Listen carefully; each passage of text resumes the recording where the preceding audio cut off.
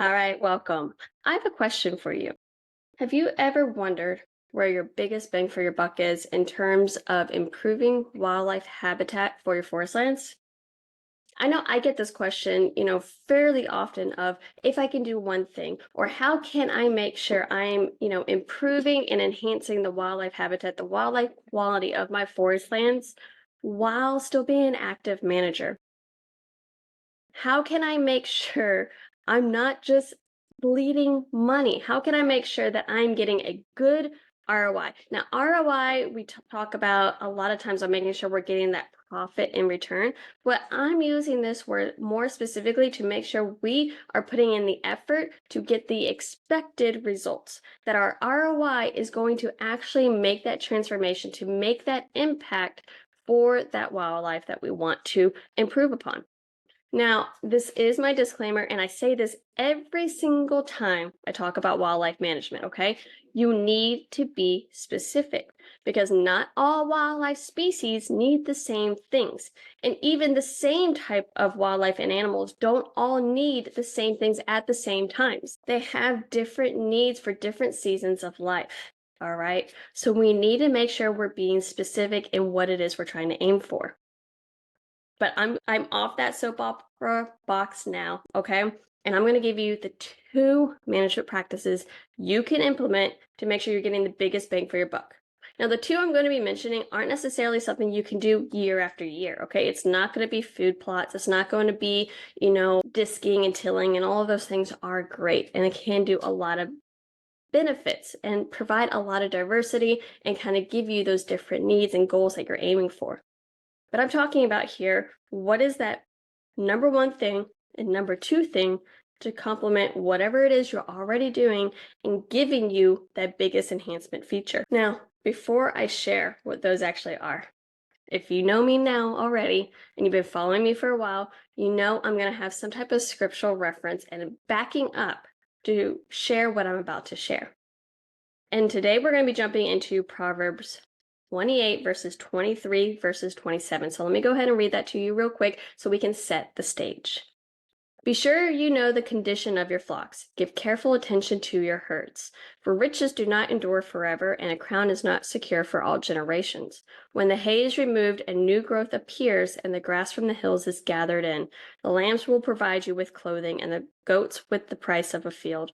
You will have plenty of goat's milk to feed your family and to nourish your female servants. Now, I know you're probably like, okay, Danielle, what does that have anything to do with what you're about to share? Really, that first part and then that second part. And I'm going to connect these dots, I promise you, but I wanted to set the stage first, okay? What are these practices? And we're going to come back to this in just a minute. I just wanted you to hear it first and then have that at the back of your mind before I share these practices. But what are these practices that you can do to get the biggest bang for your buck, get that biggest jump in enhancement and improvements? Thinning your forest and prescribe burning. Now, maybe you're like, oh, I knew it. I knew she was going to talk about cutting timber. Okay. But it's so true.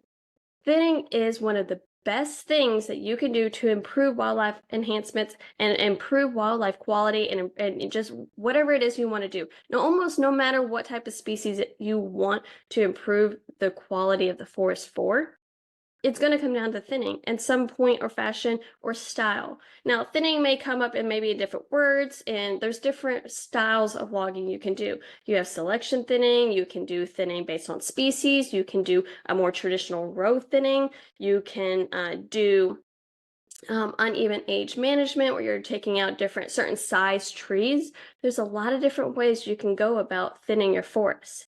And especially if you never intend on doing a clear cut. Now, we all know I love a clear cut and there's tons of positive benefits for that. But I'm going to be talking about thinning today and how that is one of the biggest bangs for your bucks you can get. One, because you do receive some financial incentive from that timber, and that money, that profit you are receiving from those trees are only going to be able to help you continue your conservation efforts, continue those management goals that you do have for your land, or at the very least provide you that financial incentive to continue keeping the land within the family because it's not costing your family, it's not being perceived as a liability anymore. So it's a great financial tool to be able to keep the land within the family to keep the land within trees.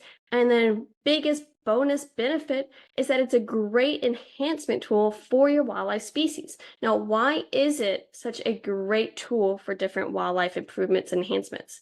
Simply because you are removing space. You're allowing that sunlight that maybe wasn't able to hit that forest layer ground before, and therefore your understory, all the grasses, the herbaceous plants on the floor, the shrubs, weren't thriving like they should be because there was no sunlight coming through.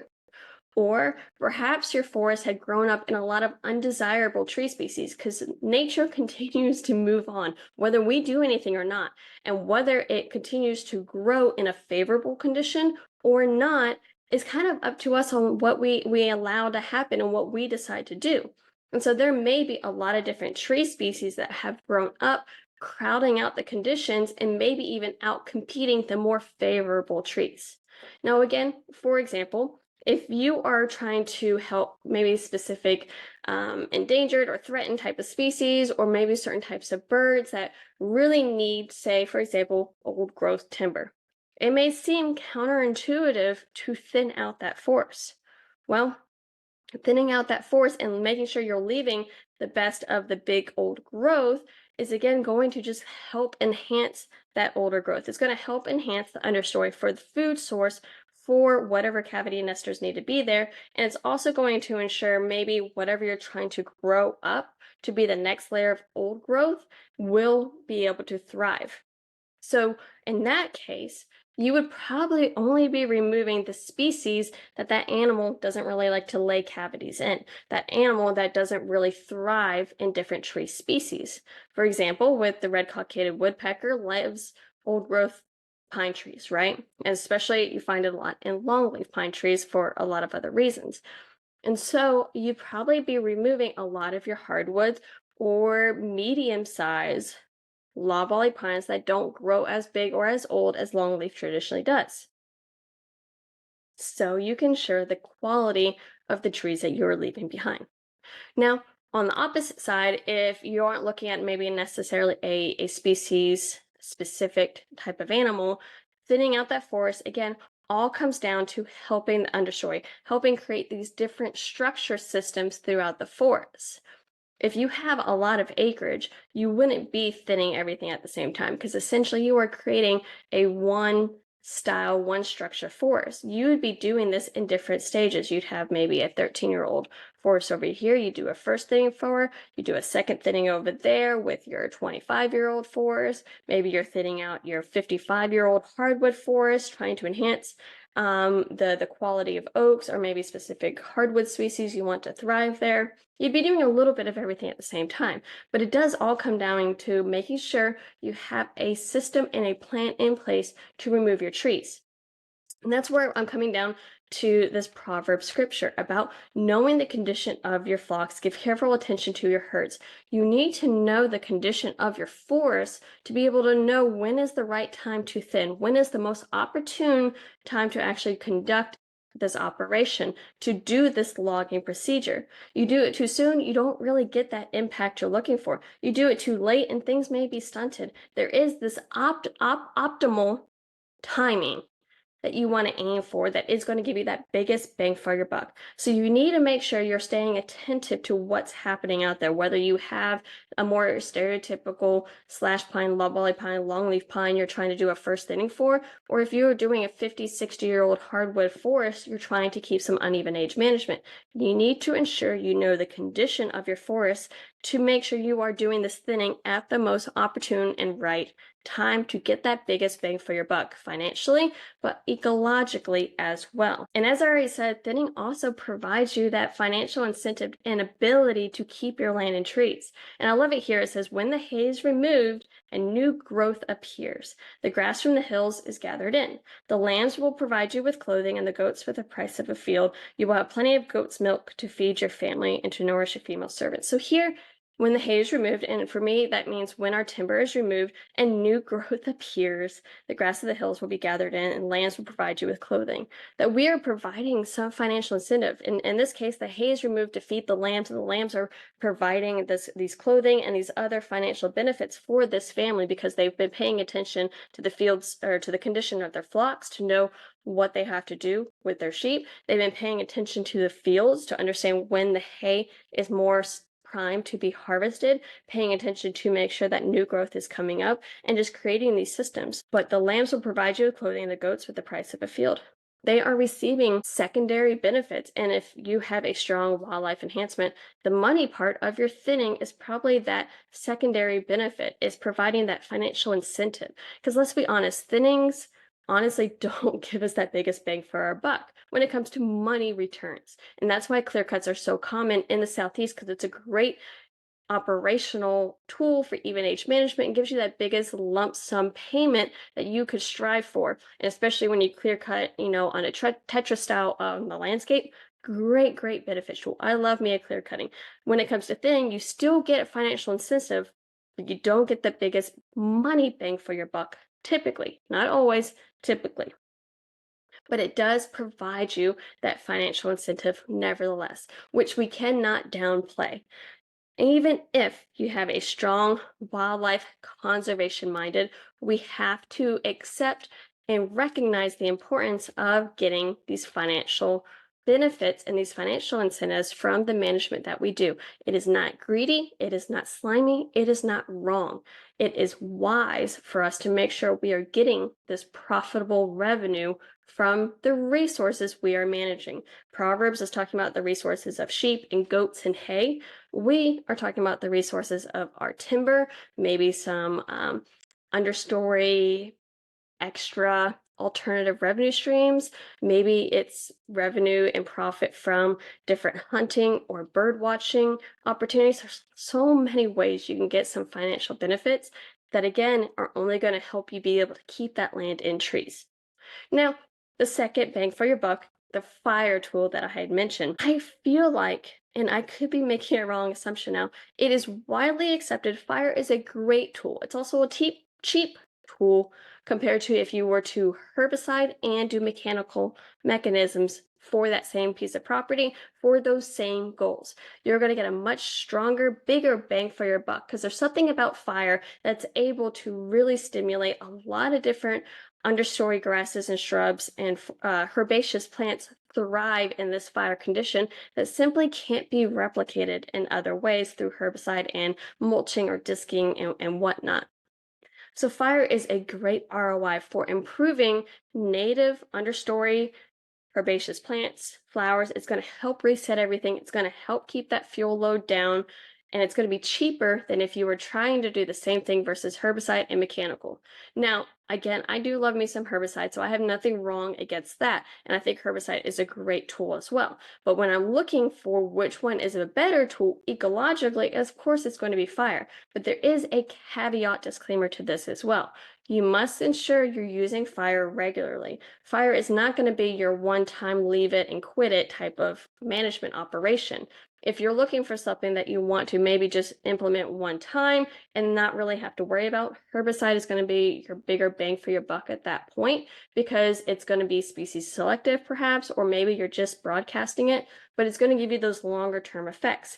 Not going to be nearly the same in quality perhaps, but it will give you that competition control if that is your only goal. Compared to fire, you need to make sure you're implementing every 2, maybe 3 years, depending on where you're at, different seasons perhaps for different goals and activities. But we all know weather is weird, timing to do fire, how you might do fire, and in some cases, fire may just simply not be an option because of where your land is located, especially if you're near a lot of other sensitive areas. So if you're someone that's on the fence and trying to determine if you need to use fire, how to use fire, I do have a few podcast episodes on that. I recommend checking them out where I can give you into those details of how to determine if fire is a good use for you. So go through, it's in season 1 especially, and check that out. But it all does, again, coming down to knowing the condition of your flocks, knowing the condition of your forest land. We need to be aware of when the right timing is to thin, when the right timing is to burn. If you burn every single year, in most cases, it's going to be a little too much for your property. If you burn too long and spacing it out, you're not again going to get that same ROI ecologically that you're looking for the improvements.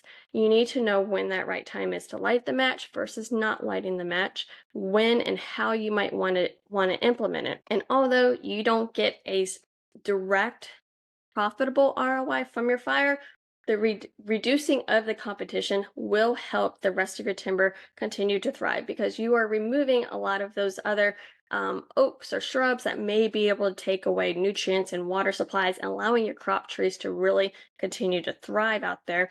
You're reducing the wildfire impacts that could happen whenever you do get a wildfire. It's a when, not an if. And that's again going to help your timber crop continue to grow and thrive.